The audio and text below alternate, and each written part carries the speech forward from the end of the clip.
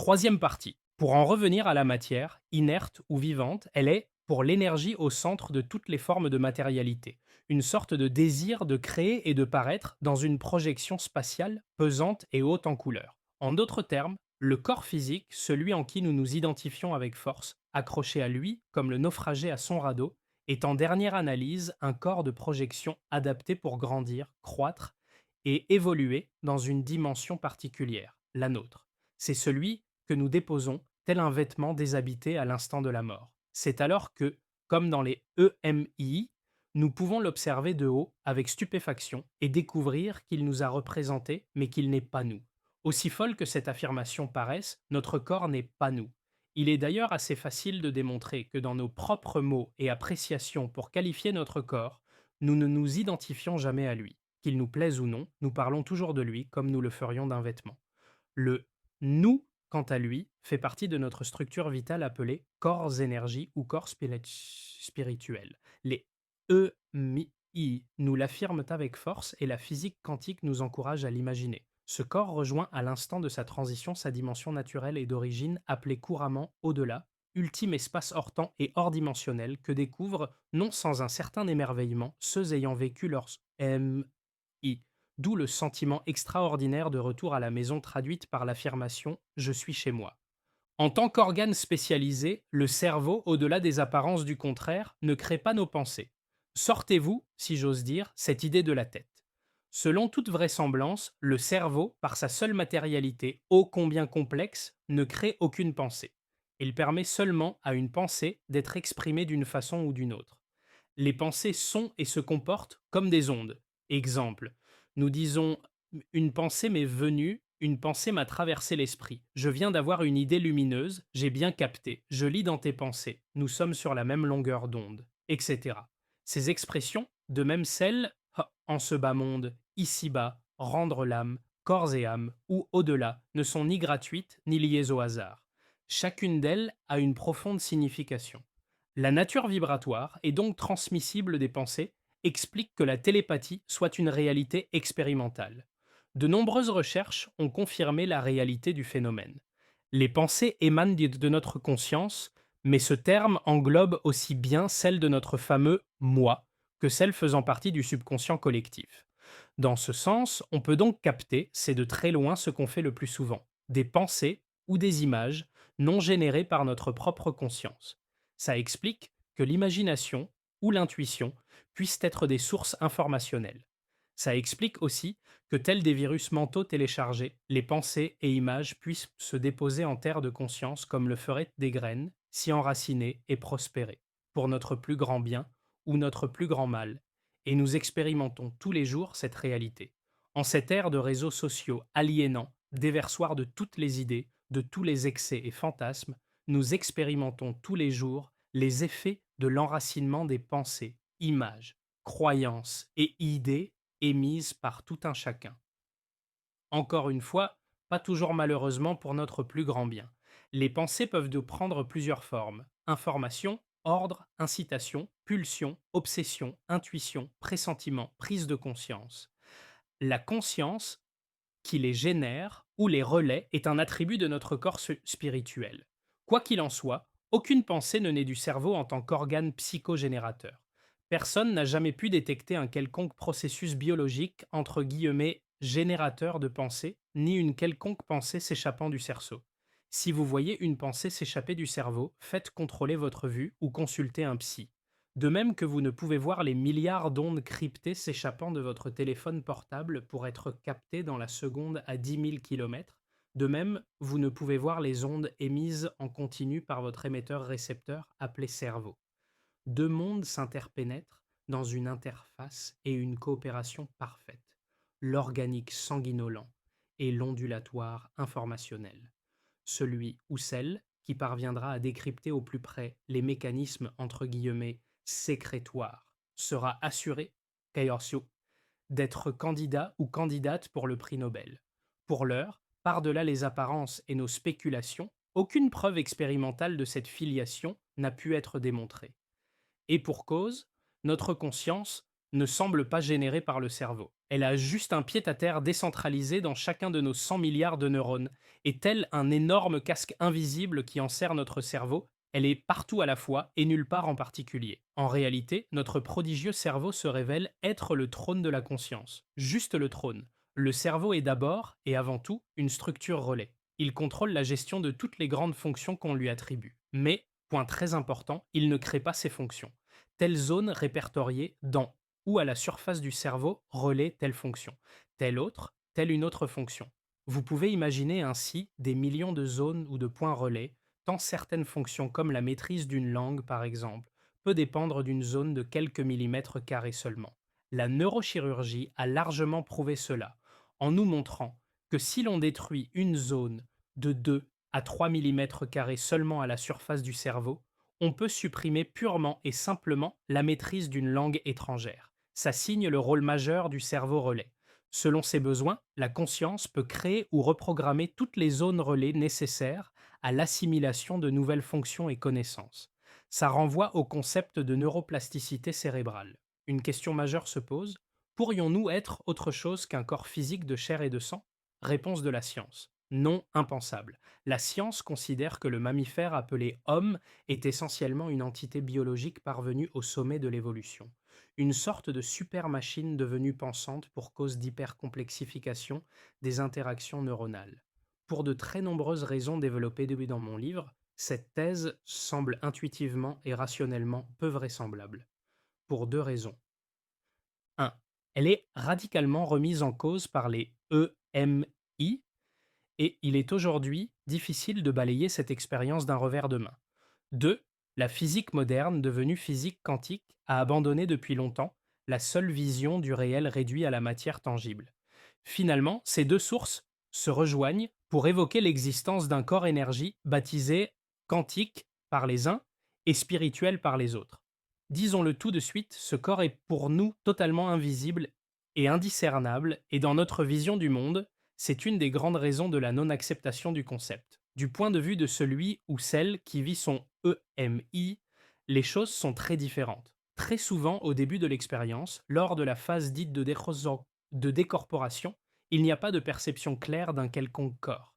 Il y a juste la conscience claire de continuer à exister pleinement et de posséder tous les attributs de la conscience avec une acuité exacerbée à un niveau inimaginable, ce qui renvoie à la vision à 360 degrés, vision panoramique dans toutes les directions, à l'omniscience, capacité de tout comprendre de la réalité dans ses confins les plus inaccessibles, et au sentiment que l'esprit a la capacité extraordinaire de se projeter sans aucune limite de distance dans une forme d'instantanéité, une sorte de gigantesque effet zoom instantané.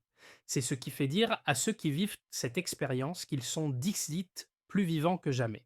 La plupart savent qu'ils ont franchi le seuil de la mort, mais ils viennent tard de découvrir que celle-ci n'est pas l'inverse de la vie. Au fur et à mesure du déroulé de l'expérience, la perception de ce qu'ils sont évolue vers la description d'un corps assimilé à une forme humaine faite d'une substance plus ou moins lumineuse et rayonnante. C'est ce qui a été appelé corps spirituel.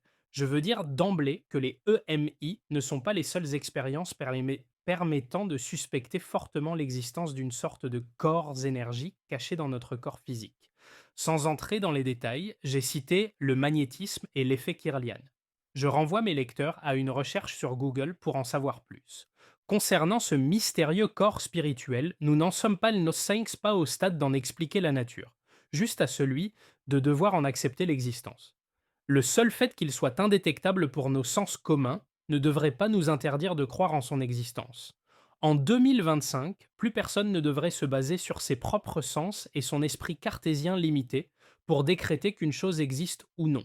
Après tout, nos fameux cinq sens, ceux qui nous font croire qu'en ce que nous voyons, ont de gigantesques limites de détectabilité. Je vais prendre un exemple. Imaginez une énorme hélice tournant à la vitesse extrême de 100 000 tours par minute. Ce chiffre est juste extrême à notre échelle pour prendre un exemple. Eh bien, devant cette hélice tournante, il est plus que probable que vous ayez l'impression de ne rien voir et que l'espace devant vous vous semble vide, comme transparent. Vous pourriez même discerner presque clairement ce qui se cache derrière. La raison en est que vos yeux censés voir les choses ne parviennent plus à détecter l'hélice en mouvement. Concernant le corps spirituel dont parlent les EMI, tout ce qu'on peut dire, c'est que ça renvoie d'emblée à l'expression corps et âme. Cette expression existe depuis la nuit des temps dans le subconscient humain, et le hasard ou les fantasmes n'y sont sans doute pour rien. Elle ne fait que souffler à notre conscience une vérité profonde et fondamentale, celle de notre dualité originelle esprit-matière. Nous sommes qu'accessoirement et transitoirement matière. Nous sommes esprit en majuscule et matière en minuscule. Ceci étant, comment l'articulation matière-esprit pourrait-elle s'imaginer? La liaison entre le corps physique d'un côté et le corps énergie ou corps spirituel de l'autre semble passer selon les physiciens par de l'informationnel électromagnétique, autant dire non explorable en l'état actuel de notre science. Imaginez une source d'énergie dans l'espace très très lointain émettant des signaux et des centres récepteurs sur Terre. Les signaux captés déclenchent toute une cascade de réactions dans différents domaines. Eh bien, la liaison esprit-matière pourrait fonctionner selon ce schéma. D'ores et déjà, certains physiciens spécialistes du quantique pensent que l'esprit-conscience se cache au cœur du vide apparent de toutes les formes de matérialité. Elle serait dès lors une sorte d'infinie matrice informationnelle au sein de laquelle tout serait lié et en interconnexion. Hormis ces esprits visionnaires, la science dans son ensemble n'en est pas encore à valider cette thèse. En revanche, d'autres sources que scientifiques confirment sa justesse. Cette vision, loin d'être purement spéculative, découle des acquis de la physique quantique. Quant aux EMI, elles nous apprennent que notre corps physique, en tant qu'image projetée de nous, est une sorte d'habit sexué et personnalisé, destiné à évoluer dans notre dimension particulière. Les EMI nous révèlent une vérité inimaginable pour l'esprit cartésien, à savoir que notre conscience ne semble pas générée par notre cerveau. Impensable pour la science, car si la conscience n'est pas générée par notre cerveau, que pourrait-elle être? Comment imaginer qu'en dehors de toute matière, il puisse exister un corps étiqueté spirituel, fait d'énergie, indépendant, intelligent, chargé de conscience, invisible et non explorable en l'état? De quoi ruiner les bases mêmes du matérialisme scientifique. Et pourtant, cette thèse, totalement iconoclaste, semble corroborée à la fois par la physique quantique et les très nombreux témoignages d'EMI. Reste que si l'on y adhère, les implications sont renversantes. Je vais prendre l'exemple de la fonction vue. En tant qu'attribut du corps spirituel, elle est inscrite de manière indélébile, parfaite et pérenne dans ce corps. Pour être effective dans les limites de notre dimension et de notre matérialité, elle a besoin des structures relais de notre cerveau, œil, rétine, nerfs optiques, zones du cerveau impliquées dans la vision, etc. Si ces relais sont dysfonctionnels ou détruits pour une raison quelconque, pensez à un AVC ou à une tumeur par exemple, eh bien la fonction ne peut plus être exprimée de manière parfaite et cela de façon transitoire ou définitive. Pour être plus explicite, je vous propose la métaphore suivante. Si certains circuits de votre téléviseur sont dysfonctionnels, vous ne capterez plus certains programmes, mais, point très important, l'émetteur central diffusant ces programmes continuera d'émettre sous forme cryptée, sauf que pour vous, ça sera silence et écran noir. La cause en est que le décryptage de l'information ne sera plus possible. Eh bien, tout porte à croire que pour notre cerveau, c'est pareil. En clair, transposé dans l'exemple de la fonction vue, si une des structures relais est dysfonctionnelle, vous devenez malvoyant ou aveugle.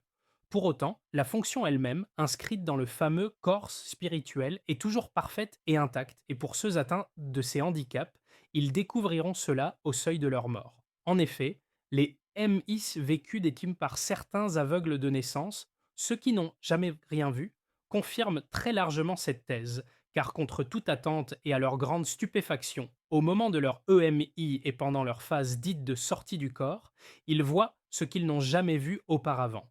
De retour dans leur corps, après réanimation, ils peuvent ainsi donner des détails sur des personnes, des matériels, des formes, des couleurs. Étant aveugle de naissance et en état de mort apparente, comment cela est-il possible? L'explication tient aux attributs intacts et parfaits du corps spirituel détaché du corps physique au moment de la décorporation. Revenus dans leur corps, leur handicap est évidemment intact. Ce qui est vrai pour la fonction vue l'est pour toutes les autres. Selon toute vraisemblance, toutes les déficiences ou maladies neurodégénératives, telles la maladie d'Alzheimer par exemple, pourraient être liées à une dysfonction ou destruction des zones ou circuits relayant les fonctions connues du cerveau. À ce stade de ma réflexion, je souhaite ici ouvrir une longue parenthèse sur la prodigieuse fonction mémoire, sans laquelle tout ce qui fait notre humanité serait anéanti. Selon toute vraisemblance et à la lumière des acquis de la physique quantique, cette fonction que j'ai essayé d'analyser dans mon livre ne peut exister et fonctionner rationnellement que sur la base d'un système de cryptage-décryptage de nature quantique avec stockage des informations mémorisées dans une autre dimension que celle uniquement physique, biologique et neuronale. Je vais essayer d'expliciter cette affirmation. Même si ça paraît fou de l'admettre, pour de très nombreuses raisons développées dans mon livre, cette approche risque d'être la plus vraisemblable sur le plan rationnel et scientifique. Cette autre dimension dédiée au stockage informationnel sans limite pourrait logiquement être liée au champ d'énergie au cœur de la matérialité, qu'au passage, je le rappelle, les physiciens considèrent comme le siège probable de l'esprit conscience. C'est sans doute celui qui se révèle au cours des fameuses revues de vie relatées lors les EMI. Sur ce point particulier, les EMI ont largement prouvé que ce que nous croyons effacer ou oublier à jamais ne l'est absolument pas. L'information, quelle qu'elle soit, une fois cryptée et mémorisée, ne disparaît jamais.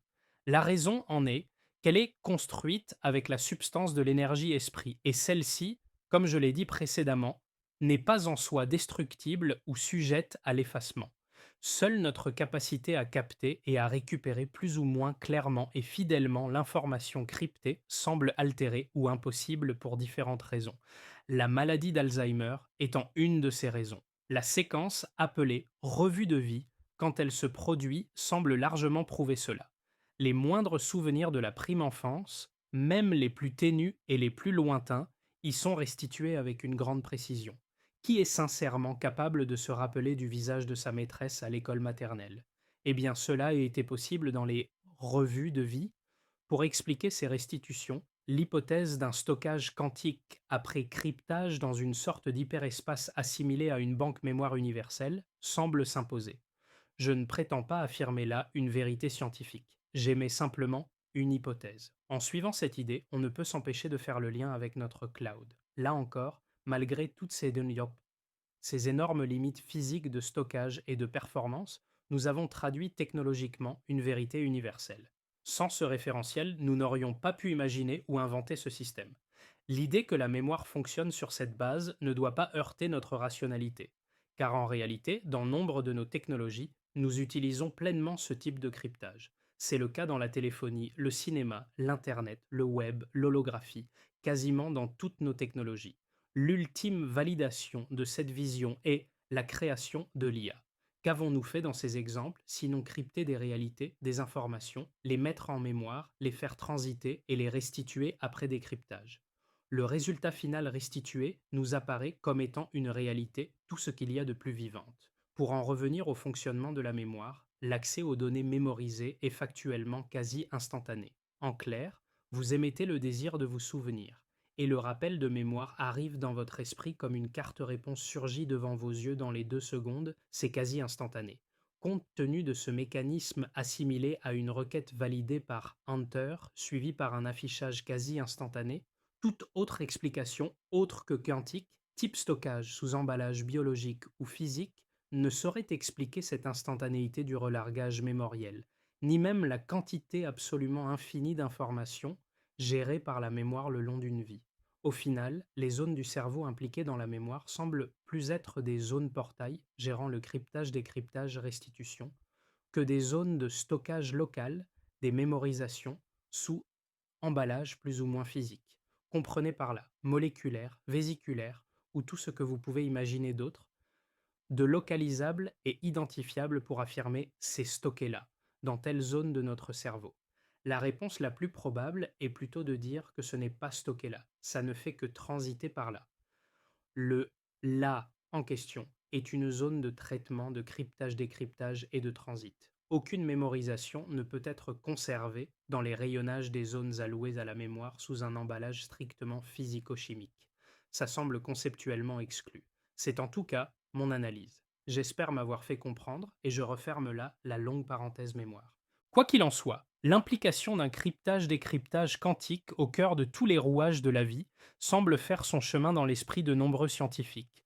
Ça concerne l'intégralité des rouages atomiques, moléculaires, biologique, métabolique et cellulaire. En dernière analyse, en décalage avec la vision des neurosciences, le cerveau est un prodigieux organe relais émetteur-récepteur qui permet à l'énergie esprit d'enraciner ses ordres dans notre matérialité biologique.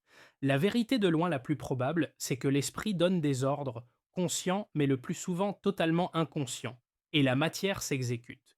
Ces ordres, relayés par les fameux neuromédiateurs, sont transformés systématiquement en influx nerveux et courbent leur cible, musculaire, par exemple pour initier un mouvement.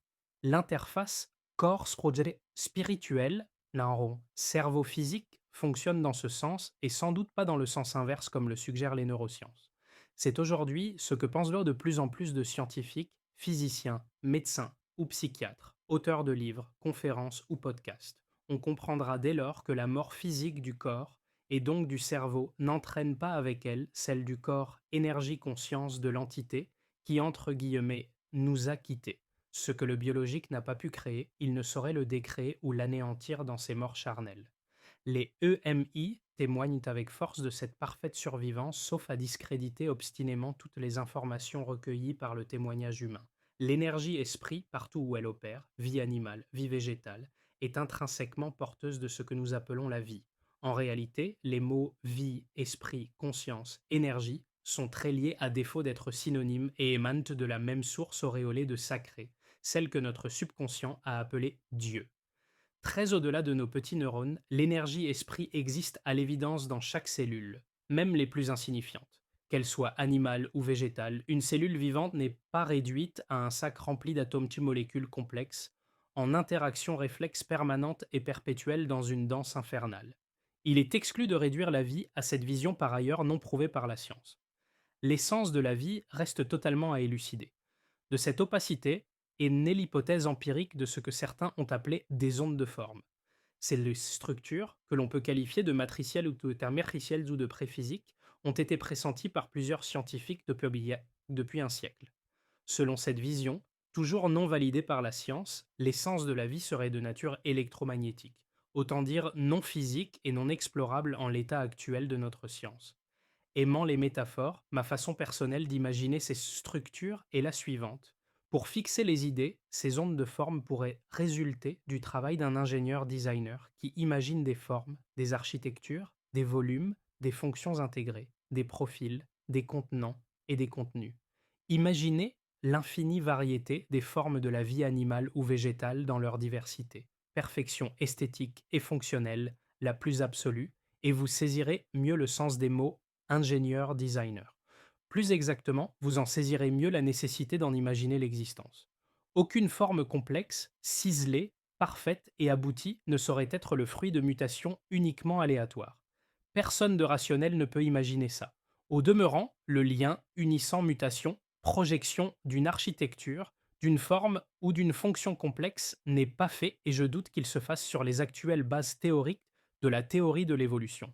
Pour en revenir à ces structures pré-physiques, autant à notre niveau, le plan d'architecte est obligatoire avant toute construction complexe. Pensez à l'édification d'une cathédrale.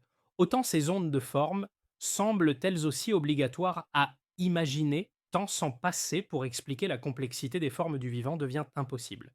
Nous connaissons assez bien le rôle des gènes dans la synthèse des molécules complexes.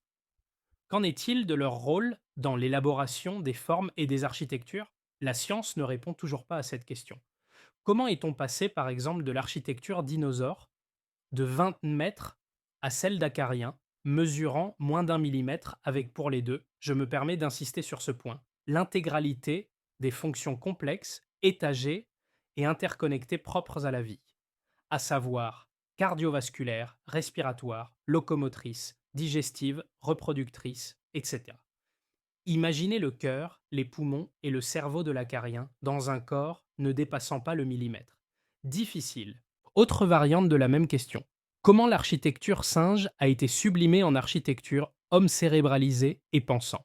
Hormis la piste des mutations aléatoires, suivie du tri et de la sélection, la théorie de l'évolution ne propose aucune autre réponse permettant d'expliquer cette sublimation. De mon strict point de vue, nos connaissances factuelles en génétique n'expliquent en rien la projection des formes, fonctions et architectures. En réalité, seul le concept d'onde de forme en tant que matrice préphysique, né d'un profilage et d'une intentionnalité intelligente, parvient à esquisser un début de réponse. Cette conviction s'appuie sur le fait que la discipline appelée cymatique a déjà démontré que des ondes magnétiques ou sonores sont susceptibles, selon les fréquences utilisées, de créer des formes et des volumes au sein même d'un champ matériel solide ou liquide. Ça signe l'énorme charge informationnelle et structurante de l'onde immatérielle. Qu'on en comprenne les mécanismes ou non, c'est une absolue réalité. Ainsi comprises, ces ondes possèdent toutes les informations cryptées permettant de moduler, telles des clés d'activation, répression, l'activité des gènes et de ciseler l'infinie variété des formes du vivant. Nées du code génétique, comment? On ne sait pas. Ce sont elles qui, une fois déployées, règlent dans les coulisses de notre ADN le timing des milliards de séquences d'activation des gènes, car derrière ce code hyper complexe, il y a nécessairement une prodigieuse horlogerie interne, celle qui règle le tempo des séquences programmatiques. Pensez au travail prodigieux de complexité qui se déroule durant les 9 mois d'une gestation humaine. Strictement personne ne peut prétendre comprendre l'enchaînement programmatique au cœur de notre ADN aboutissant à ce résultat. Si le code génétique est un microprocesseur, comme les généticiens l'affirment, il est exclu d'imaginer qu'il n'ait pas lui-même été pensé et conçu dans toute sa complexité. À notre petit niveau de concepteur, aucun microprocesseur, même le plus basique, ne s'est construit par hasard, ni d'ailleurs aucun code complexe. A fortiori donc celui du code génétique. En conséquence, la question est de savoir qui ou quoi est le maître créateur, ingénieur designer, horloger et généticien de cette prodigieuse complexité. Invoquer le hasard n'est pas la réponse la plus crédible. En réalité, on a le droit de l'appeler comme on veut, pourvu qu'il respire l'intelligence et le génie. Quoi qu'il en soit, il est exclu d'imaginer que la vie ne résulte que de processus aléatoires ou de la magie d'un ballet chimique à grand spectacle. La déclinaison chimique, celle des assemblages atomes-molécules qui construisent de rame la réalité et les corps, n'est qu'une mise en matière, assimilée à une mise en scène destinée à remplir des matrices prédéfinies et prédéterminées. Assimilées au travail du maçon qui monte ses murs, ces assemblages atomes-molécules se contentent de remplir intelligemment des volumes et espaces dédiés, circonscrits préalablement dans le plan. Je fais allusion aux différents organes, fonctions et glandes qui structurent nos corps. L'étagement, la hiérarchisation et l'hyperconnectivité ultra complexe de ces fonctions intégrées propres à la vie restent toujours à expliquer. Tout est bien sûr inscrit dans le code génétique, mais il est présomptueux d'affirmer savoir comment cela s'est produit ou mis en place. De ce point de vue, il y a lieu, dans une approche très cartésienne, de reconsidérer l'ordonnancement des étapes créatives dans le strict cadre de la théorie de l'évolution. Comme dans tous les bons bureaux d'études et d'ingénierie, il y a d'abord la phase réflexion, architecture, plan, et ensuite seulement la phase élaboration, construction, montage. Ouais, pas l'inverse. En aucun cas, l'inverse suggérant une élaboration improvisée au fil de l'eau et du temps sous la stricte et unique maîtrise d'œuvre du hasard des mutations, suivi du tri par les processus de sélection. Le cryptage génétique a nécessairement suivi ce plan. En conséquence, la science se doit d'imaginer qui ou quoi est le programmeur du cryptage. L'idée des mutations présumées aléatoires n'est sans doute pas la réponse la plus rationnelle aux contraintes de l'adaptabilité la plus parfaite. Cette version relève plus de la magie que de la science. L'autre possibilité, celle que nous devrions davantage considérer et que j'ai essayé de développer dans mon livre, c'est que les mutations ne soient pas aléatoires, mais plutôt des réponses précises à des contraintes d'environnement et d'évolution. Aujourd'hui, l'énergie-esprit avec son langage présumé quantique, porteur d'une charge informationnelle au cœur de la matière, permet désormais de l'imaginer. Tout cela fait l'objet d'une discussion dans mon livre. Quoi qu'il en soit, selon toute vraisemblance, les présumées ondes de forme porteuses intrinsèquement des codes de la vie semblent émaner strictement de ce que les EMI ont baptisé corps spirituel. Hiérarchiquement, elles précèdent et pilotent le code génétique qui, lui, est la structure relais nécessaire et obligatoire à l'élaboration du véhicule appelé corps physique. La science réfute toujours cette vision sous le motif que ce qui n'est pas détecté, donc prouvé, ne peut être que nié. C'est pour cette même raison que l'homme du Moyen Âge ne pouvait imaginer que l'atome existait avant que lui-même existe. Pour autant, nombre de scientifiques avant-gardistes ou simplement plus visionnaires adhèrent à ces nouveaux concepts et communiquent dans ce sens dans leurs livres, conférences ou podcasts. Je termine là cette troisième partie et je vous donne rendez-vous pour la quatrième et dernière partie de cette présentation. Comme sur tous les podcasts, n'oubliez pas de liker si elle vous a plu ou intéressé. Merci d'avance.